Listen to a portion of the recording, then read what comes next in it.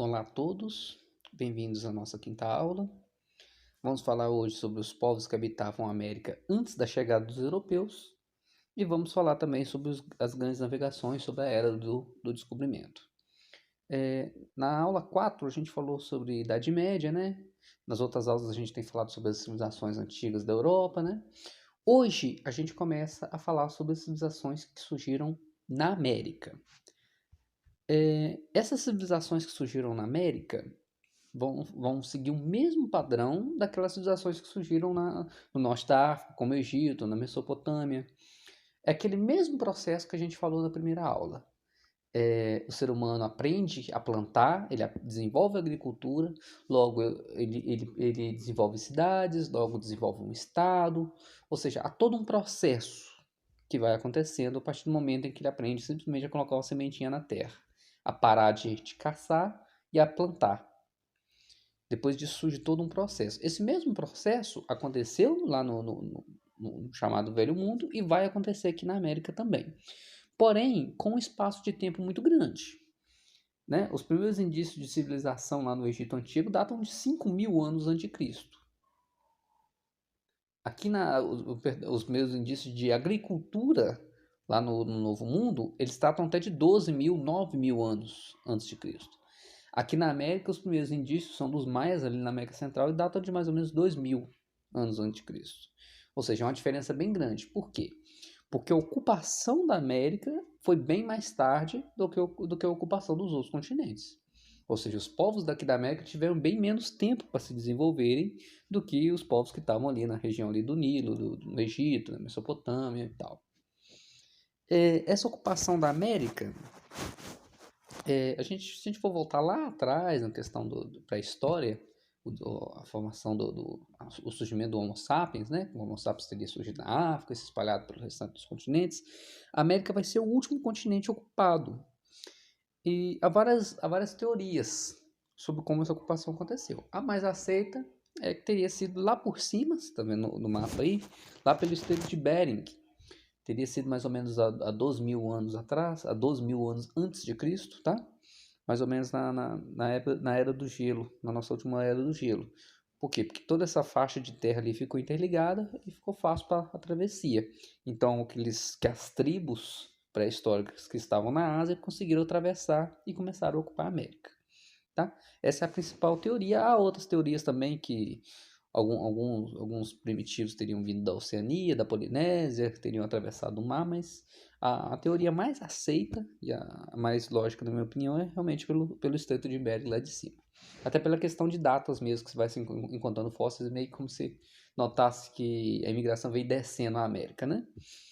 Mas enfim, então esses povos que chegaram aqui na América tiveram menos tempo para reconhecer o território, tiveram menos.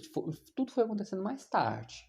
Até que eles fossem reconhecendo o território, até que eles fossem se agrupando, até que eles fossem descobrindo a agricultura e se tornando. Deixando de serem povos nômades, tudo isso aconteceu um pouco mais tarde do que aconteceu no Velho Mundo, tá? Quando eu falar no Velho Mundo, eu estou querendo dizer aquelas primeiras civilizações que a gente estudou na aula 1, né? Grécia, Roma, Egito, Mesopotâmia, aquelas civilizações lá que surgiram na China e tal. Então, demorou menos tempo, mas chegamos lá. Os povos daqui da América também aprenderam a mesma coisa que esses povos do Velho Mundo. É como se o ciclo ele fosse meio que obrigatório, né? Chega uma hora em que alguém aprende a enfiar uma sementinha na terra e a regar. E com isso ele aprende que dá para deixar a vida nômade, que ele vai precisar agora de água, que ele vai poder plantar e colher assim, utilizando os recursos diferentes. Tudo isso é meio que como se fosse uma fase obrigatória que o desenvolvimento humano teve que passar. Você vê que aconteceu lá e aconteceu aqui. Aquele mesmo processo. Você coloca a sementinha na terra, começa a regar, daí a pouco começa a surgir uma tribo, várias pessoas começam a morar no mesmo lugar, logo começa a surgir uma cidade. Surgindo uma cidade precisa haver controle. Para ter controle precisa haver um estado, precisa haver um líder, precisa haver um rei, precisa haver alguém que controle aquilo. Daí você tem uma civilização. Você tem uma organização social, alguém que manda, alguém que obedece, você tem um sistema que vai punir alguém, tipo um sistema criminal. Então, é tudo meio que um processo meio que automático no desenvolvimento humano. Vamos falar sobre as 3 civilizações mais conhecidas que surgiram na América, né? Pelo menos as mais avançadas. Foram os maias, os incas e os astecas. Começando pelos maias, eles surgiram ali mais ou menos na região da América Central, onde hoje está o sul do México, Honduras e tal. Aí tem 3 imagens só para a gente contextualizando. Eles também construíram pirâmides, tá? Assim como lá no Egito e na Mesopotâmia. Lembrando novamente a aula 1. Eram pirâmides em homenagem aos deuses e tal, sempre aquela mitologia toda, né? Eram também politeístas, ou seja, acreditavam em vários deuses, tá aí a representação deles. Os primeiros vestígios de agricultura datam de 2000 anos a.C. Por volta de 2500 já existiam diversas cidades-estados. Essas cidades-estados independentes, tá? Não há também uma unidade política. Eu já trabalhei muito com isso nas aulas anteriores. Nem sempre há uma unidade política desses povos que a gente vai falar. O que acontece é que há uma identidade comum, mas nem sempre uma unidade política. Tá bom? As principais cidades foram Tikal e Calakmul, há centenas de outras, tá? Espalhadas pelaquela região ali. Vira e mexe, essas cidades, elas entravam em guerra, tá? Também era uma civilização muito guerreira. Desenvolveram um calendário mais preciso do que o europeu no mesmo período. Essa parte da questão dos maias, do estudo dos maias, é talvez a mais lembrada pelas pessoas. Quem vai lembrar, em 2012, começou nas redes sociais aquele burburinho ali de fim do mundo, que o mundo iria acabar em 2012, que havia uma profecia maia sobre isso. É porque os maias eles desenvolveram um calendário muito perfeito. Naquela época, estando tão atrasado em relação à Europa em outras áreas, né, em questão de desenvolvimento, mesmo assim eles desenvolveram um calendário que era mais preciso do que o europeu naquele mesmo momento. A Europa naquele momento ele estava na Idade Média, já quase no auge da Renascença, né? Quase no período da Renascença, e com desenvolvimento científico muito avançado em outras áreas. Mesmo assim, os maias criaram um calendário melhor do que o deles. Eles tinham uma atenção no estudo astronômico que era bizarro. Eles descobriram a força de rotação da Terra, quantos dias a Terra demorava para dar a volta ao redor do Sol. Eles tinham um conhecimento que na Europa não tinha ainda. Então a questão do calendário deles realmente é muito intrigante. E a história de 2012 é porque o calendário deles terminaria. Eles fizeram um calendário, tinham umas divisões lá diferentes do nosso calendário, né? Eu sei que tinha agrupamentos de anos que representavam alguma coisa para eles. E nós estaríamos, traduzindo para nossa era, nós estaríamos no 13º Bactum, que seria o último, segundo a mitologia maia. Ou seja, na mitologia maia, o mundo meio que deveria acabar em 2012. Por isso que teve aquele burburinho todo nas redes sociais, que o mundo ia acabar em 2012, tem até um filme sobre isso, né? Porque o calendário deles era muito preciso. Graças a Deus eu sou errado na questão do fim do mundo em 2012. Enfim. Os maias, eles entraram em colapso a partir do século IX. Não se tem muita certeza o que aconteceu com os maias, mas eles desapareceram antes da chegada dos europeus, tá? Tem cientistas, historiadores que debatem muito sobre isso, se foi questão de mudanças climáticas, se foi alguma questão de um desequilíbrio ecológico. Há outros que falam sobre uma questão política mesmo, guerras mesmo, acabaram fazendo com que os maias, aquelas cidades-estados maias, se autodestruíssem.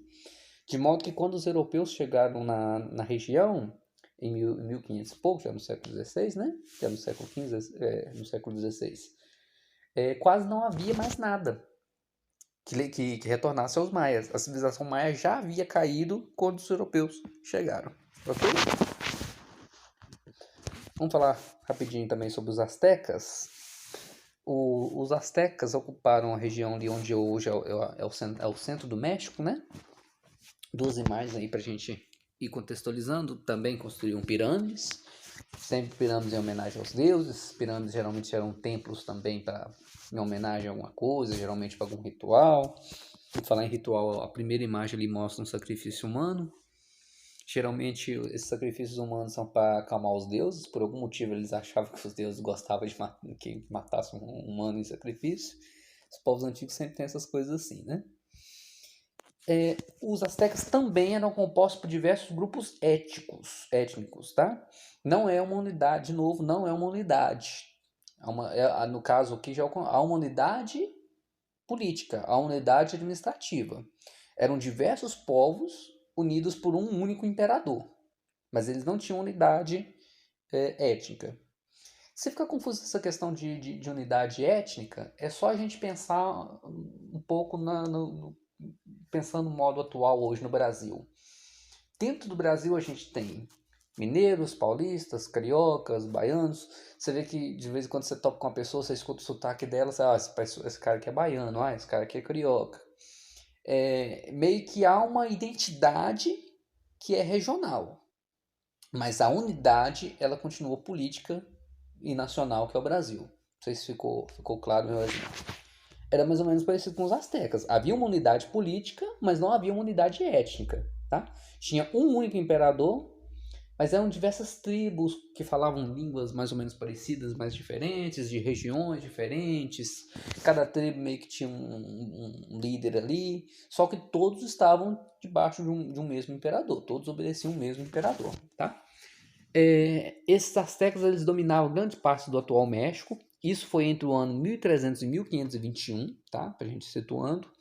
Ou seja, os astecas, diferente dos maias, os maias caíram, entraram em colapso antes da chegada dos europeus, os astecas estavam no auge quando os europeus chegaram.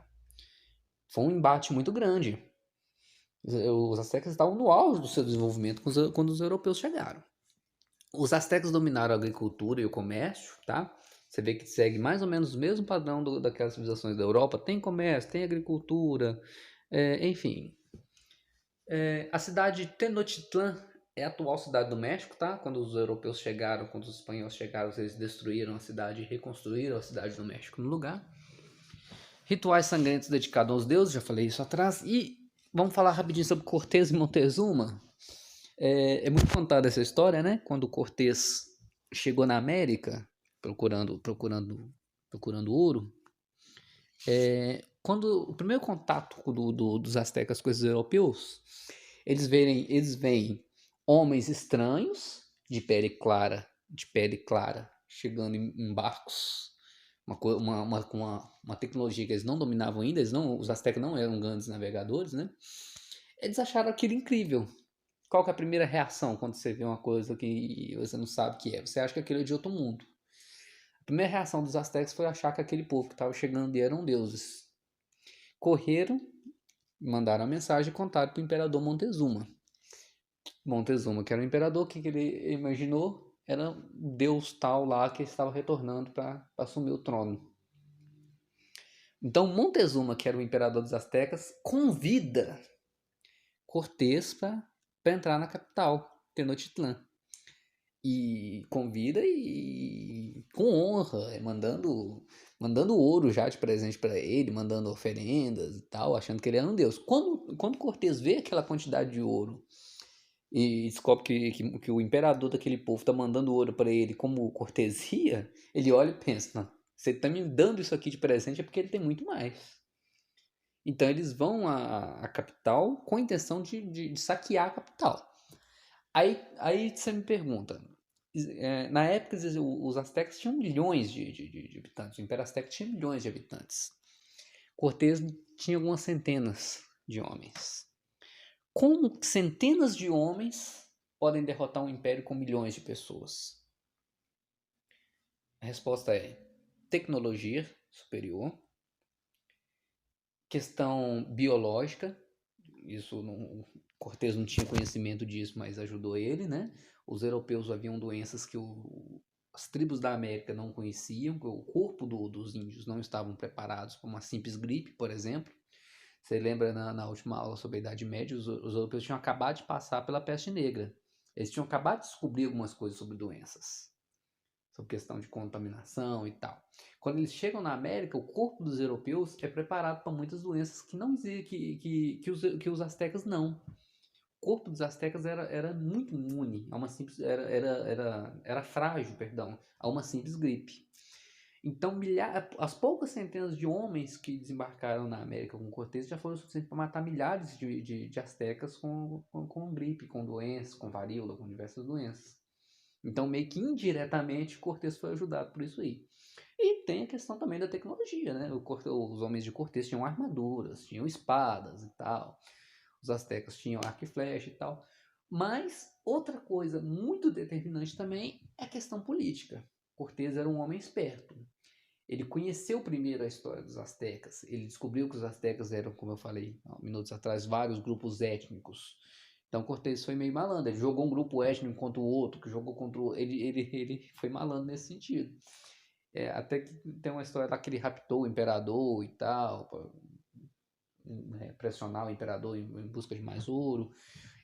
Acabou que no fim da história o próprio povo asteca se revoltou contra o imperador Montezuma, e Montezuma morreu de uma pedrada que ele recebeu de um próprio súdito dele mesmo. Numa revolta lá, um súdito jogou uma pedra na cabeça de Montezuma, o que o matou. Essa é a principal teoria sobre a morte de Montezuma. Depois disso, ficou ainda mais fácil para Cortés dominar o império. Então foi basicamente isso. Poucas centenas de homens dominaram um império de milhões de astecas. Bom? Vamos falar rapidinho também sobre os incas. As duas imagens aí a de baixo é uma visão atual da cidade de Machu Picchu, das ruínas da cidade de Machu Picchu, fica no Peru. Em cima também é uma representação do dia a dia do povo inca. Os incas surgiram nas altas terras do Peru, naquela região ali da Cordilheira dos Andes, onde é muito alto. Quem assiste muito jogo de Libertadores vai lembrar quando vai jogar nos times de lá, que geralmente tem um jogo contra o time do Equador, do Peru, geralmente é uma região muito alta. Quando é alto, o oxigênio, para a gente que está acostumado com regiões mais baixas, como no nosso caso, parece que o oxigênio é pouco. Tá? E esse povo não, eles acostumaram com essa realidade, em morar no alto de uma montanha, onde o oxigênio parece ser pouco. Eles acostumaram com um estilo de vida diferente, criando aquelas lamas e tal, com a agricultura sendo praticada de uma forma diferente. As principais cidades incas são Cusco e Machu Picchu, que é aquela foto lá.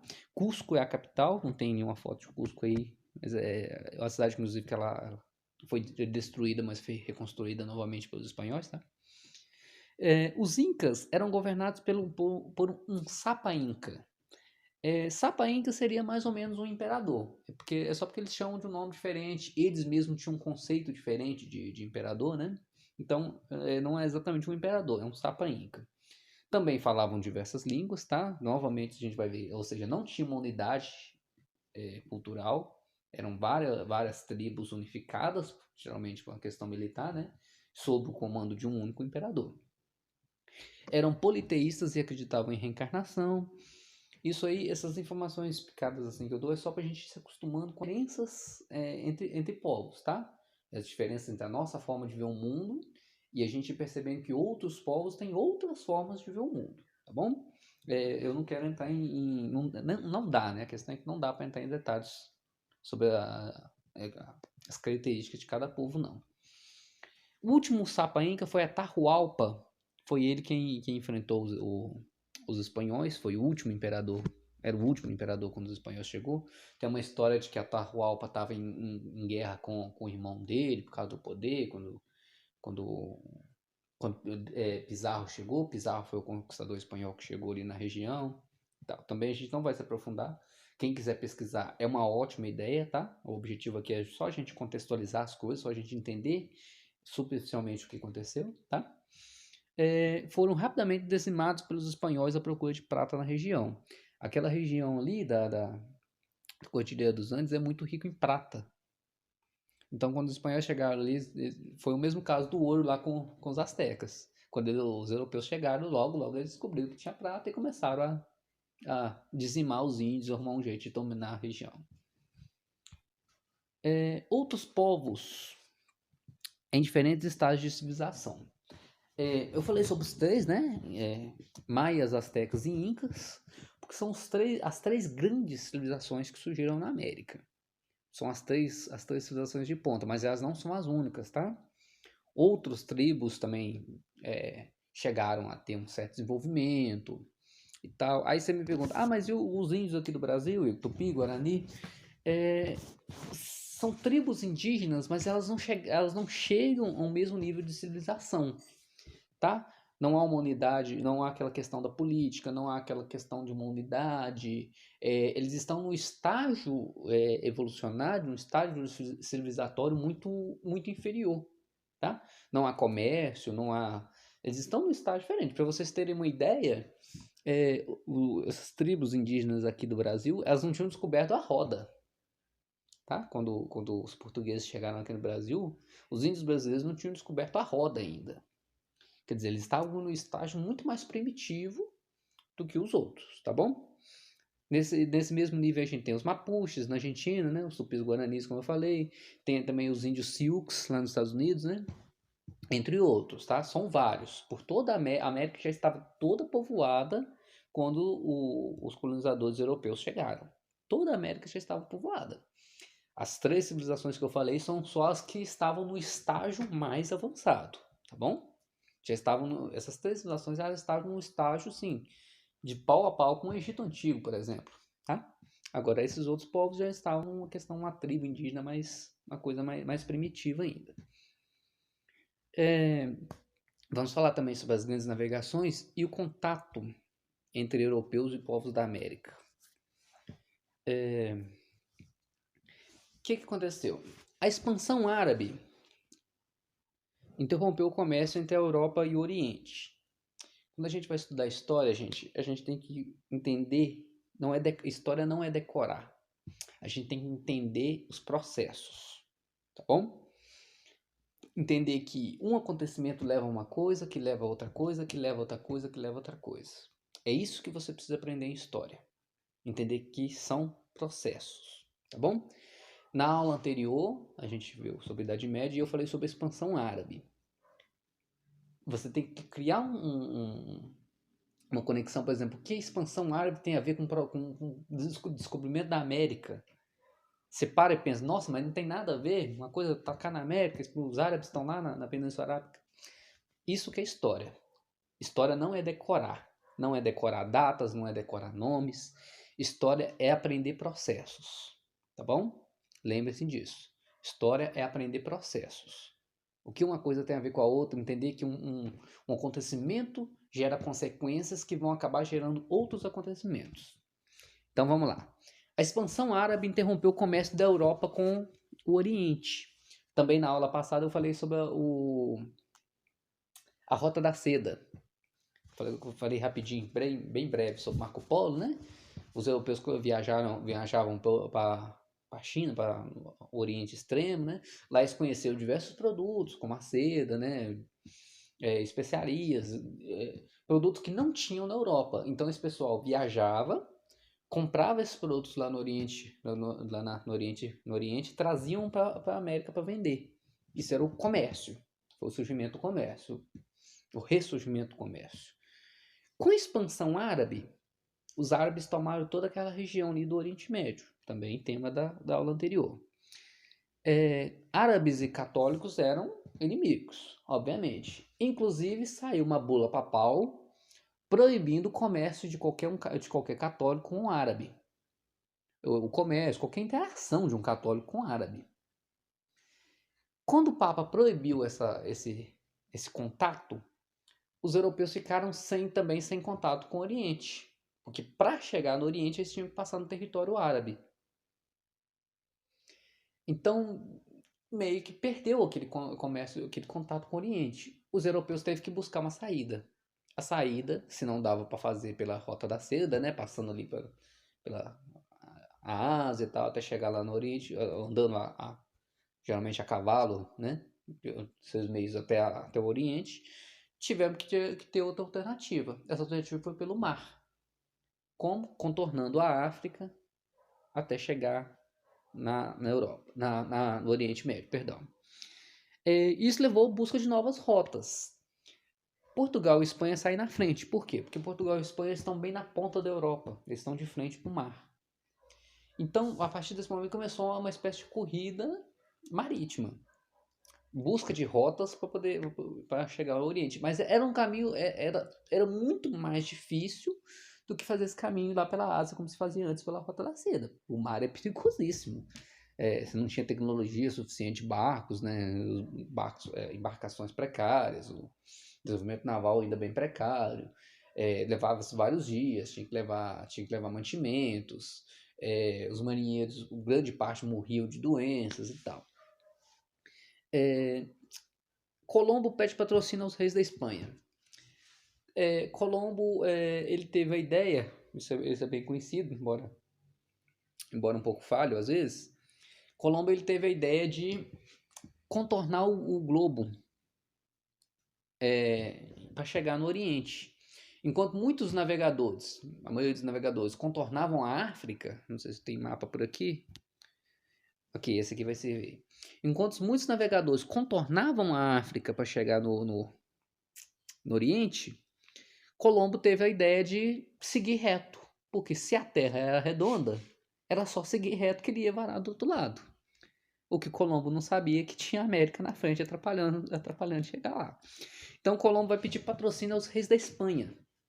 A Espanha ela tinha acabado de sofrer a sua unificação, quando os reis de Castela e Aragão, que eram dois reinos separados, o reino de Castela e o reino de Aragão. Os dois reis desses dois reinos se casaram, que é Fernando e Isabel. Isso foi a unificação da Espanha, tá? O rei de Aragão se casou com a rainha de Castela. Isso se tornou a Espanha. Eles tinham acabado de se casar. E Colombo foi até eles pedindo patrocínio para fazer essa viagem. Colombo teve, mas não foi os primeiros. Colombo passou por vários reis da Europa pedindo esse patrocínio, pedindo dinheiro para custear uma viagem. Só que todo mundo olhava para Colombo e imaginava Colombo um doido. Porque o certo era contornar a África. Só Colombo teve a ideia de seguir reto para dar a volta ao redor do mundo. Que Colombo apostava na esfericidade da Terra. O erro de Colombo foram dois. O primeiro é que Colombo não calculou a distância que seria para dar a volta à Terra. Ele achou que era só lançar no mar e poucos dias ele já tinha dado a volta na Terra e estaria na China. Ele achou que a Terra era muito mais pequena do que ela de fato é. E ele não sabia da existência do continente da América. A América estava na frente. Então Colombo sai da Espanha, o Fernando e Isabel patrocinam Colombo, né, dão uma certa quantidade de dinheiro para Colombo para a viagem dele, obviamente com interesses, né? Só que Colombo bate na América. Quando ele chega na América, ele até acredita mesmo que chegou no Japão, ele acredita que chegou no Extremo Oriente. É por isso que os habitantes da América são chamados de índios, porque ele acredita que chegou nas Índias. Tá? Então, após a descoberta de Colombo, a Espanha vai começar a financiar vários outros navegadores para vir para essa região, para explorar a região, para descobrir, para conquistar, para levar recursos. É aí que vai vir a viagem de Cortés e o contato de Cortés com os povos astecas, que eu já falei anteriormente, tá bom? Sabendo do que tinha acontecido na América Central, Portugal envia Cabral. Há um certo debate histórico, porque o objetivo de Cabral mesmo era chegar em Calcutá, na Índia, né? Portugal tinha uma colônia na Índia, na região de Calcutá já, né? Já havia muito tempo esse comércio já com aqueles povos ali. E a viagem de Cabral, de fato, ela era para chegar nas Índias, em Calcutá. Só que Cabral desvia o caminho e acaba chegando onde hoje é o Brasil, mais precisamente em Porto Seguro, na Bahia. Há um debate historiográfico se esse desvio se ele foi intencional ou não. Há muitos historiadores que vão alegar que, já sabendo das descobertas de Colombo lá em cima, Cabral resolveu navegar um pouquinho para o oeste para ver o que tinha por aqui e acabou descobrindo o Brasil. Outros já alegam que o desvio foi acidental mesmo e tal, mas eu pessoalmente acredito mais na primeira versão. Portugal já sabia da descoberta da Espanha e resolveu ver o que tinha por aqui também. Depois dessa viagem de Cabral, depois da descoberta do Brasil, vai se firmar o Tratado de Tordesilhas. Como Portugal e Espanha foram os dois que saíram na frente, né, que começaram a descobrir essas terras, Portugal e Espanha vão fazer um tratado e vão dividir a América em duas partes. A parte que vai ser a parte de um lado vai pertencer a Portugal e do outro vai pertencer à Espanha. Eles vão traçar uma linha paralela e tudo que tiver para lá da linha pertence à Espanha. Tudo que tiver para cá da linha pertence a Portugal. Esse foi o chamado Tratado de Tordesilhas. Muito cuidado com isso, isso é muito cobrado no Enem. Pelo menos o que é o Tratado de Tordesilhas, né? É essa divisão entre Espanha e Portugal. Os outros reinos da Europa não ficaram satisfeitos com o Tratado de Tordesilhas, né? Obviamente, porque eles estavam dividindo o mundo praticamente só entre Portugal e Espanha. Tem até uma história do rei da França. Tem uma frase dele dizendo que queria ver o testamento de Adão e Eva para ver por que será que Adão e Eva tinha deixado o mundo de herança só para Portugal e Espanha. Então, logo a França e a Inglaterra também começaram a disputar territórios, pegaram o território da América do Norte ali, onde hoje é os Estados Unidos e o Canadá. Mas a maior parte, é claro, ficou com a Espanha e Portugal mesmo. As navegações eram de interesses do Estado e da Igreja, né? Do Estado, obviamente, pela questão de recursos, né? Ouro, prata, todo tipo de recurso que a América poderia fornecer para a Europa. E da Igreja pelo sentido de fiéis. A Igreja Católica tinha acabado de passar pela Reforma Protestante, que aliás a gente vai estudar na próxima aula, deve ser tema da próxima aula, mas ela estava perdendo fiéis dentro da Europa.